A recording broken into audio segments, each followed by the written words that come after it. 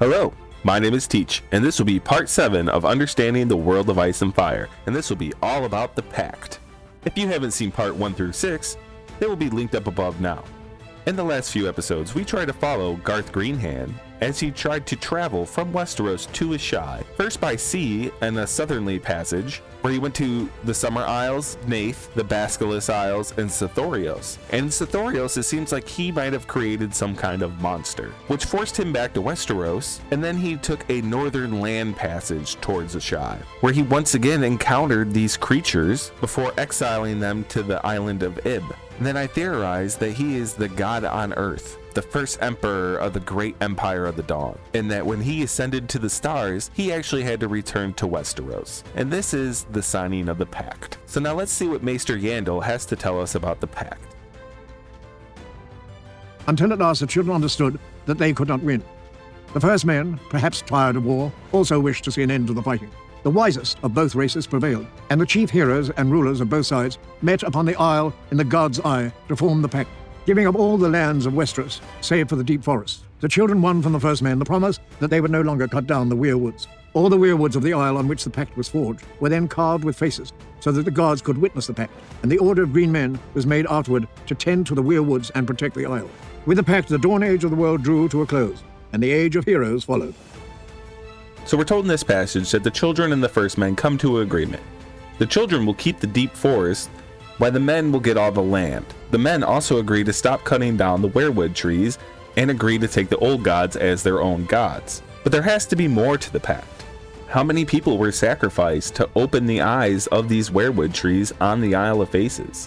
Why is guest right so important to the first men? And then why does Crasta sacrifice his sons to the others? It seems like all this was probably part of the original Pact. Winterfell. The greatest castle of the north is Winterfell, the seat of the Starks since the Dawn Age. Legend says that Brandon the Builder raised Winterfell after the generation-long winter known as the Long Night, to become the stronghold of his descendants, the kings of winter. Okay, hold on a second. Winterfell has been the seat of the Starks since the Dawn Age. Legend says that Brandon the Builder raised Winterfell after the generation-long winter known as the Long Night. But the Long Night was not supposed to happen until sometime during the Age of Heroes. So that means the timeline's off. There must have been more than one long night. The original one is when Nissa Nissa was violated and her scream destroyed the fiery moon. The second long night must have been when the others originally came. And then Azor Ahai, Garth Greenhands, Bran the Builder, whatever you want to refer to him as, had to come back to Westeros from the great empire of the Dawn. And together, the first men with the children and probably the others came to a pact. The hints are there, you just have to seek them out.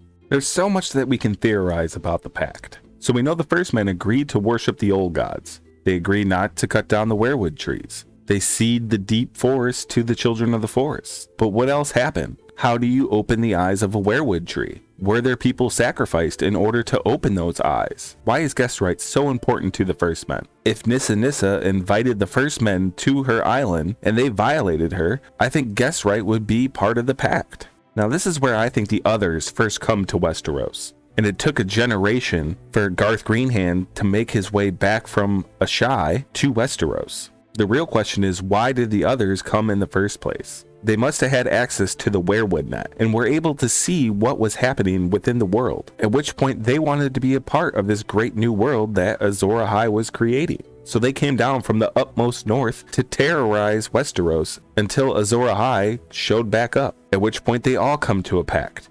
Garth takes the name Bran the Builder, and I'm fairly certain that he would have had to take a dragon glass dagger to the chest, making him the first king of winter. But I think this is going to wrap up our episode on the Pact. And I'm not going to continue on with the Age of Heroes unless this video gets 100 likes. So if you want me to continue with this series, make sure to like. And if you're not subscribed, please subscribe.